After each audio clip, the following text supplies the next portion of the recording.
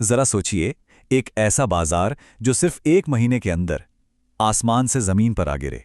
जी हां, जनवरी 2026 में कीमती धातुओं के साथ बिल्कुल यही हुआ। पहले तो एक रिकॉर्ड तोड़ उछाल आया और फिर उसके बाद इतनी भारी गिरावट कि निवेशक सच में हिल गए। तो चलिए, आज इस पूरी हलचल के पीछे की कहानी को समझने की कोशिश करते हैं। बात है जनवरी 2026 की, जब सोने ने अपने सारे पिछले रिकॉर्ड तोड़ दिए। कीमतें $5,600 प्रति ऑन्स के एक साइकोलॉजिकल लेवल को भी पार कर गईं और इससे बाजार में एक जबरदस्त रैली का माहौल बन गया था। लेकिन अगर सोना दौड़ रहा था तो चांदी तो उड़ रही थी। 2025 के दौरान चांदी में 148% से भी ज्यादा की एक तूफानी तेजी देखने को मिली। मतलब ऐसा लग रहा था मानो बाजार में इसे खरीदने की एक होड़ सी मच गई हो। और फिर अचानक सब कुछ बदल गया। जनवरी के आखिर में इन धातुओं में इतनी तेज गिरावट आई कि कई दशकों के रिकॉर्ड टूट गए और देखते ही देखते पूरे बाजार में एक घबराहट का माहौल फैल गया। तो आज का सबसे बड़ा सवाल यही है, इस उतार चढ़ाव भरे माहौल में क्या सोना चांदी वाकई में एक सेफ हेवन यानी सुरक्षित निवेश है, या फिर ये निवेशकों के लिए एक जाल साबित हो सकता है? ठीक है, तो चलिए इसमें थोड़ा और गहराई से उतरते हैं। इस पूरी उथल पुथल को ठीक से समझने के लिए हम इन सभी पॉइंट्स पर एक एक करके बात करेंगे। तो सबसे पहले चलिए इन कीमतों के खेल को ही समझते हैं।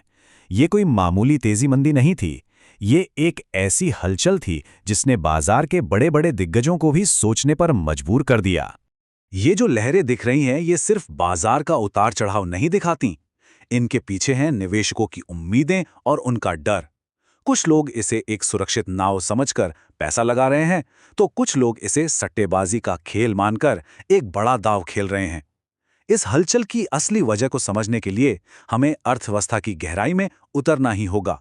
तो अब आते हैं उस बड़ी वजह पर जो निवेशकों को कीमती धातुओं की तरफ खींच रही है, और वो है एक पुराने लेकिन बहुत ही खतरनाक आर्थिक खतरे की वापसी। स्टैगफ्लेशन, ये वो शब्द है जिससे दुनिया भर के अर्थशास्त्री और सरकारें डरती हैं। ये एक ऐसी जहरीली सिचुएशन है जहां अर्थव्यवस्था की ग्रोथ तो रुक जाती है, लेकिन महंगाई आसमान छू रही होती है। और सेंट्रल बैंकों के लिए ये एक दुविधा जैसी स्थिति होती है, क्योंकि महंगाई को रोकने के लिए जो भी कदम उठाए जाते हैं वो विकास को और धीमा कर सकते हैं। आज के जो हालात हैं वो हमें सीधे 1970 के दशक में वापस ले जाते हैं।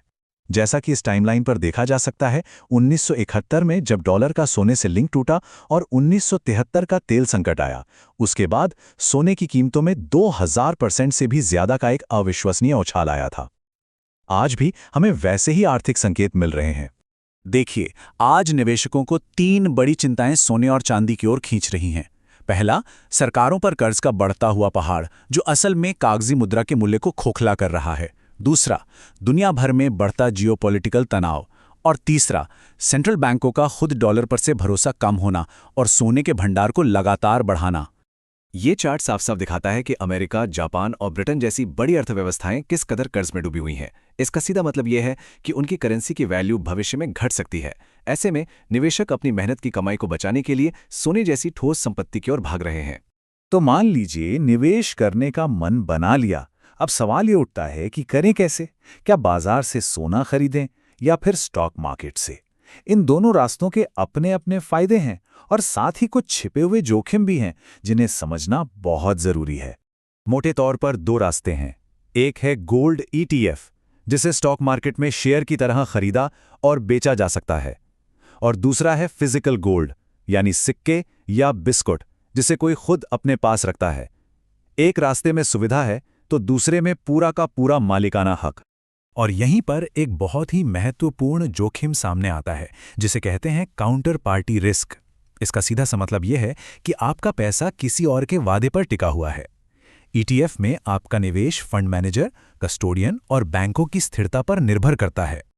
और सुनिए, ये लाइन किसी आलोचक की नहीं, बल्कि दुनिया के सबसे बड़े गोल्ड ईटीएफ के अपने ही डॉक्यूमेंट से है। वो खुद ये मानते हैं कि अगर सोना रखने वाला कस्टोडियन दिवालिया हो गया तो निवेशकों को अपना सोना वापस पाने में दिक्कत हो सकती है। ये वो छिपा हुआ रिस्क है जिस पर ज्यादातर लोग ध्यान ही नहीं देते। अच्छा, अब जब हमने निवेश के तरीके समझ लिए हैं, तो सवाल ये है, सोना या चांदी? ये दोनों एक जैसे बिल्कुल नहीं हैं। एक पोर्टफोलियो में स्थिरता लाता है तो दूसरा तेजी। चलिए इनके व्यक्तित्व को जरा समझते हैं। ये स्लाइड दोनों धातुओं के व्यक्तित्व को बड़े शानदार ढंग से दिखाती है। सोना एक शांत नदी की तरह है जो दौलत को सुरक्षित रखता है। वहीं चांदी एक तेज पहाड़ी धारा की तरह है जिसमें इंडस्ट्रियल डिमांड की वजह से ज्यादा उतार चढ़ाव होता है। सोना थोड़ा कंजर्वेटिव निवेशकों के लिए है, जबकि चांदी उन लोगों के लिए है जो ज्यादा जोखिम ले सकते हैं। तो अब सबसे बड़ा सवाल, आगे क्या होगा? भविष्य को लेकर बाजार दो हिस्सों में बटा हुआ है और दोनों के ही अपने अपने मजबूत तर्क हैं। भविष्य को लेकर यहाँ दो अलग अलग कहानियां चल रही हैं। तेजी का पक्ष कहता है कि सप्लाई की कमी और ग्रीन एनर्जी में बढ़ती मांग चांदी को $100 से भी ऊपर ले जाएगी। वहीं मंदी का पक्ष ये तर्क देता है कि मजबूत डॉलर और ऊंची ब्याज दरें इसे $60 से $65 तक नीचे ला सकती हैं। और ये अनिश्चितता सिर्फ बातों में नहीं, आंकड़ों में भी दिखती है। जैसा कि देखा जा सकता है, बड़े बड़े फाइनेंशियल इंस्टीट्यूशंस के पूर्वानुमानों में जमीन आसमान का फर्क है। कोई $44 कह रहा है तो कोई $300 से भी ज्यादा की बात कर रहा है। ये दिखाता है कि आगे का रास्ता कितना अप्रत्याशित है। तो आखिर में ये एक सोचने वाला सवाल बचता है। ऐसी दुनिया में जहां सरकारों पर कर्ज लगातार बढ़ रहा है और कागजी मुद्रा का भविष्य अनिश्चित है, तो असली जोखिम सोना चांदी खरीदने में है या फिर अपने पोर्टफोलियो में इन्हें बिल्कुल भी जगह न देने में।